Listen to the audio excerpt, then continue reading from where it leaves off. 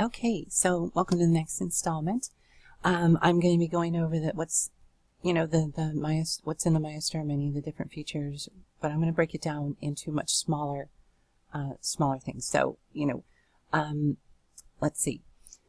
So okay, well, let's just start at the top really quick. Okay, like I've already gone over Activate MayaStar in the last video, that you want to almost always, unless you're going to be working on the bento skeleton. And eventually, once the bento project is done, you won't have bento skeletons and bento animation rig anymore. You'll just have animate male, animate female. The skeleton will be the full skeleton instead of, but anyway, that's in the future. Okay, so, so like I said, unless you're experimenting with the bento skeleton, and the bento animation rig, if you're just rigging clothes or rigging something to the avatar, you always have to start off with either clicking female or male. And even when you go to animate it, if you're just going to make an animation, say you're not going to rig anything, you just want to make an animation, still have to start off with either clicking female or male. Okay? Because if you don't, you get this. Let's see, animate female, error, no object name matches animate avatar. It's because you have to have an avatar first to animate it. I didn't make that clear enough. It's just some people have been having a hard time because it's like activate. I want to activate and animate female, and the reason why I did it is so that you could have rigged stuff that you've already rigged to the skeleton, because the animation skeleton and the skeleton you rig to totally different names. Well, that's nice. Let's see. 6. There we go. Don't know why it came up with wireframe. Anyway, so there's a female. Okay, so say you want to animate it, then you click animate female. Now it's ready to animate with. Okay, and I'm going to go another video more in depth on how to animate. Sorry, my voice is starting to go. I've been talking so much. I've made several videos today already. So we take a little drink of water. Alrighty. So, okay. So, let's see. Let's do that again. So I'm going to go over this little first section. I'm going to do it in sections of these lines. Okay, so that's how to activate an avatar. You need to activate a male the same way, and then you want to go to export the male, or animate the male avatar. Do the same thing, activate the male, and then after you see the male avatar, then you go back and you come back here to activate avatar and animate male. It's to export animations, and these are the two different skeletons. Here we go again. Bento skeleton. The skeleton is... I have to fix this. The wings are not in the right position. I messed up. So that's going to be out in my 4.6 here, hopefully within a couple of days. So this video will already be out of date in a couple of days.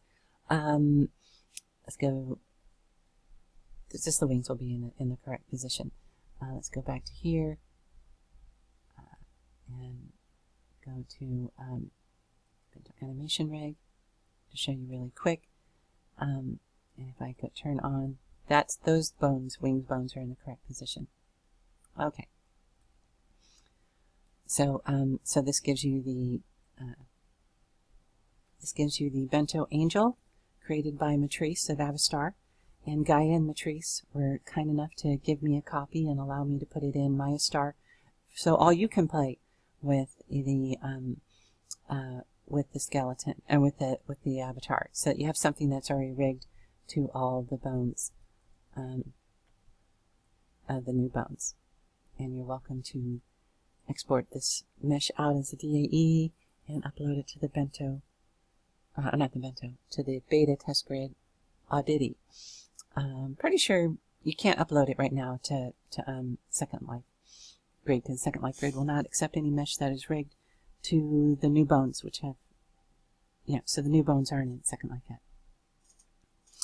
And I'm pretty sure you'll have permission to upload this avatar to Second Life when the bones do, but I'll have to verify that with Matrice. I didn't think about that. I'm sure they will. They were so nice enough to give me the and give me permission to do it. I like Matrice a lot, and I like Gaia. I know Matrice much better than Gaia because it was Matrice who was in the Bento group with me, and we worked very closely together. And so we have a very good working relationship, and Matrice is absolutely wonderful. I know him pretty well, a little bit better than I know Gaia. But I've met Gaia and talked to Gaia, and Gaia's a very sweet, very nice person, and very generous. So there's no animosity between MayaStar and Avatar at all. We sell to two different clients, two different customer bases completely. And in fact, we've been helping each other out, especially since we started working with each other in Project Bento. I'd be like, Matrice, have you noticed this?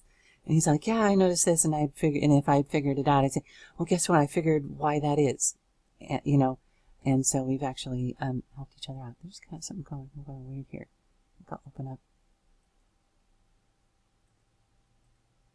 that again. There we go. Something was going weird there. Okay, so those are those two things. Let me start off a new scene,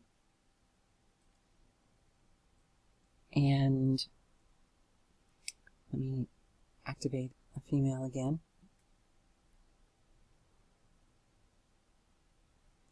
Okay, this thing on here, like I say, I'm going to go through these different sections, and so each little section will be its own little video, so that you can just go to that video that deals with just that section, and you'll know what's going on. Okay, remove MayaStar, not skeleton. This button is for if you're exporting out your DAE file of something that you've rigged, and Maya is either freezing up and staying frozen. You've waited 5-10 minutes and it's still frozen. Because sometimes it takes a while to export out a DAE file.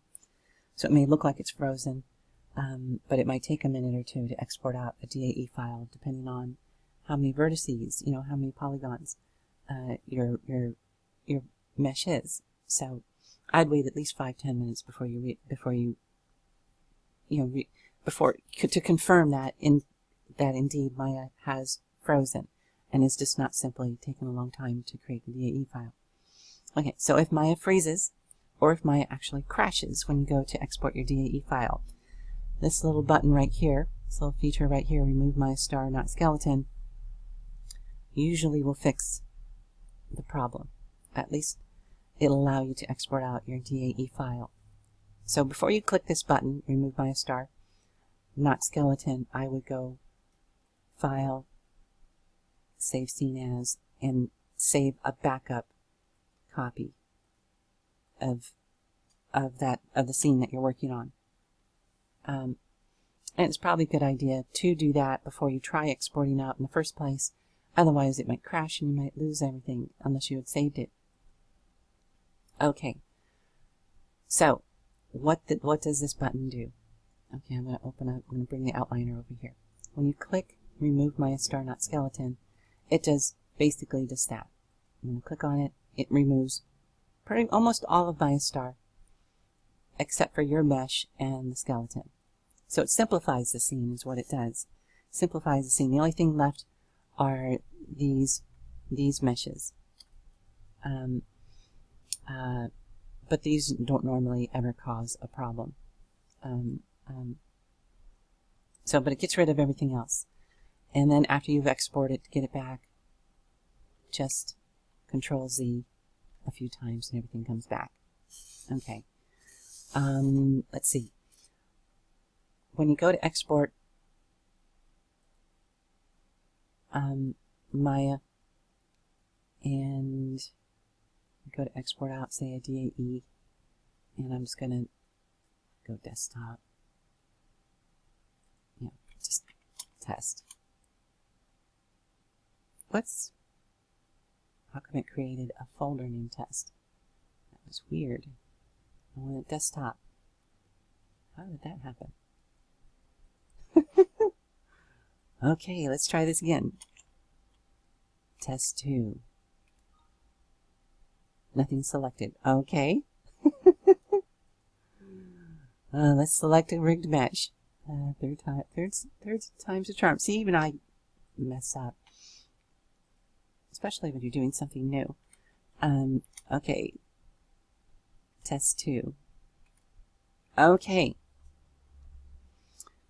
So, you know what we're getting here is it's asking us for the options.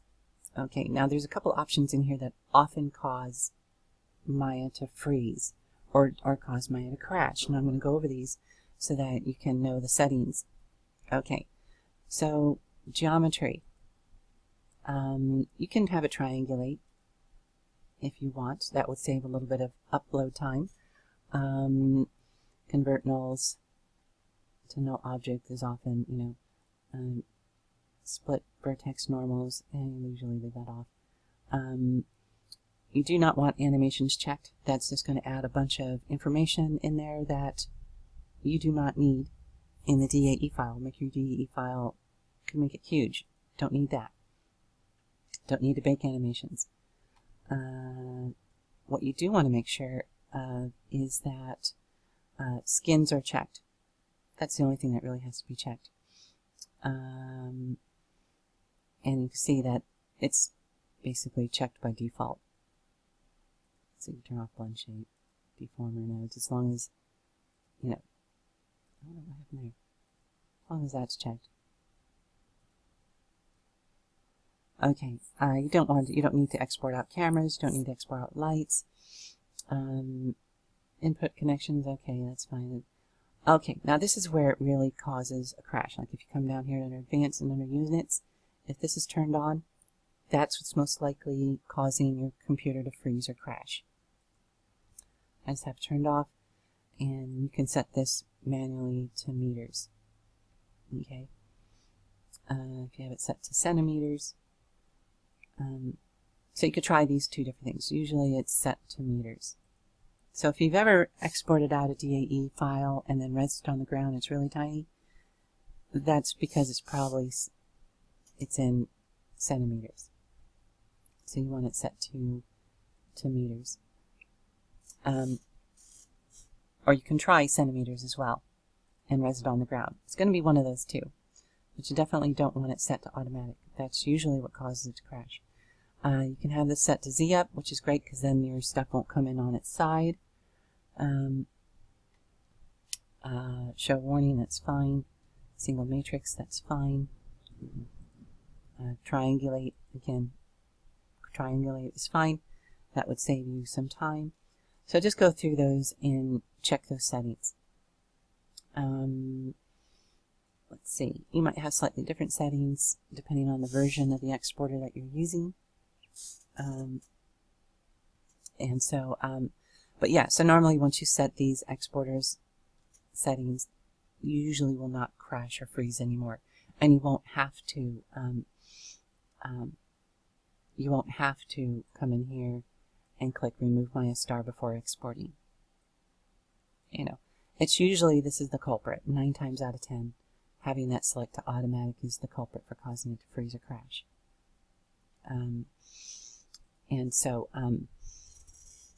So that's what this button does. So that's the end of this video, and it's only 15 minutes long. Yay! Or 14 minutes, just over 14 minutes long.